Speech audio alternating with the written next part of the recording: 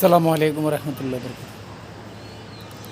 সবাই কেমন আছেন গাইস? আপনাদের দোয়া ইনশাল্লাহ আমিও ভালো আছি। আপনারা কেমন আছেন জানাবেন। ভাই, বাবা মাকে কোনো অচল পয়সা? তাহলে নিজের বাবা মাকে কেন অচল পয়সার মতন ব্যবহার করা হয়? যেই মানুষটা আপনি যখন ছোট ছিলেন তার সারাটা লাইফ জুড়েই আপনার জন্য ইনভেস্ট করে দিছে, তার শখটা পুরা না করে আপনার শখটা পুরা করছে। আপনার বাইক লাগবে, সে বাইক কিনে দিচ্ছে, তার কিছু লাগবে সেটা দেখে কিনে নেই।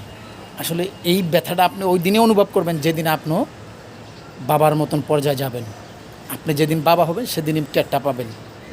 এই জন্য বাবা মার সাথে অচল পয়সার মতন ব্যবহার করবেন না। এটা সে 1971-এর অচল পয়সা না। বাবা মা, বাবা মার কদর কিন্তু চিরদিন থাকবে। বাবা মাকে কদর করা শিখুন, আপনার সন্তান আপনার কদর করবে। কারণ চোখের দেখা ভাই এগুলা। আমার কথাটা রাগ হয়েন না, হ্যাঁ প্লিজ ভাই। আসসালামু আলাইকুম।